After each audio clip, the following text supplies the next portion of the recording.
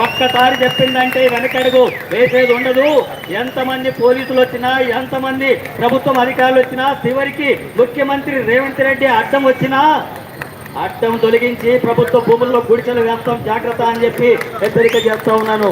ఆ రకమైనటువంటి పోరాటాలకు పూనుకుంటుంది. రాష్ట్ర వ్యాప్తంగా ఎక్కడ ఇల్లు లేని వాళ్ళు ఉన్నారో, ఎక్కడ పేదవాళ్ళు ఉన్నారో, ఎక్కడ అణగారినటువంటి వాళ్ళు ఉన్నారో, ఎక్కడ దిక్కుమాలినటువంటి ఉన్నారు, ఎక్కడ అనేక రకాల సమస్యలతో ఇబ్బంది పడుతున్నటువంటి వాళ్ళు ఉన్నారో, వాళ్ళ సమస్యల పరిష్కారం కోసం ఎర్ర జెండా సిపిఎం పార్టీ సిద్ధంగా ఉంది.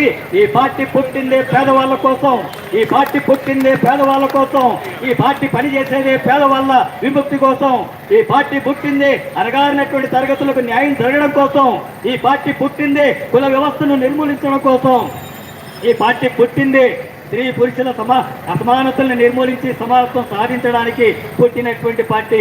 అందరికీ విద్య ఉచితంగా ఉండాలని, అందరికీ వైద్యం ఉచితంగా ఉండాలని, ప్రతి కుటుంబానికి ఇల్లు ఉండాలని, ప్రతి ఒక్క చదువుకున్నటువంటి వాడికి పని ఉండాలని, కుల అసమానతలు లేని, స్త్రీ పురుష అసమానతలు లేని, మతోన్మాదాలు లేని సోషలిస్టు సమాజం కావాలని పోరాడుతున్నటువంటి పార్టీ ఇది. ఆ పార్టీకి మీరందరూ కూడా అండగా నిలబడాల్సినటువంటి అవసరం ఉంది. మీరందరూ కూడా ఎవరైతే దోపిడీ చేస్తారో, ఎవరైతే మోసం చేస్తారో, ఎన్నికల్లో మాయమాటలు చెప్తారో, ఎన్నికల్లో డబ్బులు ఇస్తారో వాళ్ళకే ఓట్లేసి అధికారం ఇచ్చి మాకు ఇల్లు ఇవ్వాలా, రేషన్ కార్డు ఇవ్వాలా, లేకపోతే సంక్షేమ పథకాలు ఇవ్వాలా, ఆ పథకం ఈ పథకం అని అడుక్కుంటున్నాం. మనం అడుక్కునే వాళ్ళగా ఉంటున్నాం. ఓట్లు మనవే, ఓట్లు మనవి, సీట్లు వాళ్ళవి అవుతున్నాయి. మన ఓట్లు సరిగ్గా వేసి మనం సరైనటువంటి విధానానికి అనుకుంటే ఆ ప్రభుత్వాలు ఉండవు. పేదవాళ్ళంతా ఈ 100% 90% మనమే. 80-90% అంతా కూడా పేదవాళ్ళమే ఉన్నాం. మనం ఓట్లు వాళ్ళకేసి ధనవంతులకు, భూస్వాములకు, కాంట్రాక్టర్లకు, రియల్ ఎస్టేట్ చేసే వాళ్లకు, దోపిడి దొంగలకు ఓట్లేసి మన బతుకులు మార్చమని అంటున్నాం. మార్చుతారా? స్వాతంత్రం వచ్చి ఇన్ని సంవత్సరాలు ఇన్ని చూస్తూనే ఉన్నాం కదా. ఇప్పటికీ మనకి ఇల్లు లేదు కదా, ఇప్పటికీ ఇంత ఎక్కడ భూమి లేదు కదా, ఇప్పటికీ మనకు కావాల్సినటువంటి ఆత్మగౌరవంతో బతికే పరిస్థితే లేదు కదా. ఇవన్నీ కూడా వాళ్ళకే ఓట్లేసి అధికారం ఇచ్చినా కూడా జరగడం లేదు కదా. కాంగ్రెస్ అయినా అంతే, టీఆర్ఎస్ అయినా అంతే, బీజేపీ కేంద్రంలో ఉన్నటువంటిదైనా ఆ రకమైనటువంటి పద్ధతి కొనసాగుతున్నప్పుడు ఇప్పటికైనా మనం అర్థం చేసుకొని మన సమస్యల పరిష్కారం కోసం సంఘటితంగా పోరాడాల్సినటువంటి అవసరం ఉంది. పోరాడితేనే మన సమస్యలు పరిష్కారం అవుతాయి. ఆ రకంగా ప్రశాంతంగా, శాంతియుతంగా ఇక్కడ నుంచి పాదయాత్రగా వెళ్దాం. గాంధీ మార్గాన వెళుతున్నాం మనం.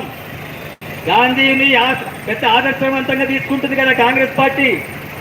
మొత్తం 5,000 కోట్లతోనే ఇక్కడ గాంధీ విగ్రహాన్ని కూడా ఏర్పాటు చేస్తానని ముఖ్యమంత్రి రేవంత్ రెడ్డి చెప్తా ఉన్నాడు. మరి ఆ గాంధీ చెప్పినటువంటి పద్ధతిలోనే మేము ప్రశాంతంగా, శాంతియుతంగా పాదయాత్ర చేస్తాం. చేయనియండి. పాదయాత్ర కూడా చేయనివరా?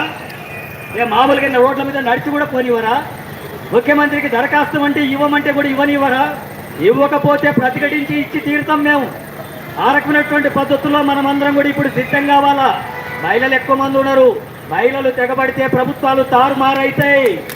మహిళల్ని తక్కువ అంచనా వేయొద్దు. మహిళలకి తిరగబడిందంటే, వాళ్ళు కొంగు నడుముకు చుట్టిందంటే ప్రభుత్వాలంతా కూడా తారుమారైనటువంటి చరిత్ర ఉంది. ఇప్పుడు కూడా అదే జరగబోతుంది. అందుకే ప్రశాంతంగా జరగనివ్వమని చెప్పి అధికారులకు కూడా విజ్ఞప్తి చేస్తున్నాను. మీరు కూడా శాంతియుతంగా, ప్రశాంతంగా అందరూ ఈ పాదయాత్రలో పాల్గొనాలని, మీతో పాటు మేమందరం కూడా పాల్గొంటామని చెప్పి తెలియజేస్తూ ఈ అవకాశం ఇచ్చినందుకు ధన్యవాదాలు తెలియజేస్తూ ముగిస్తున్నాను.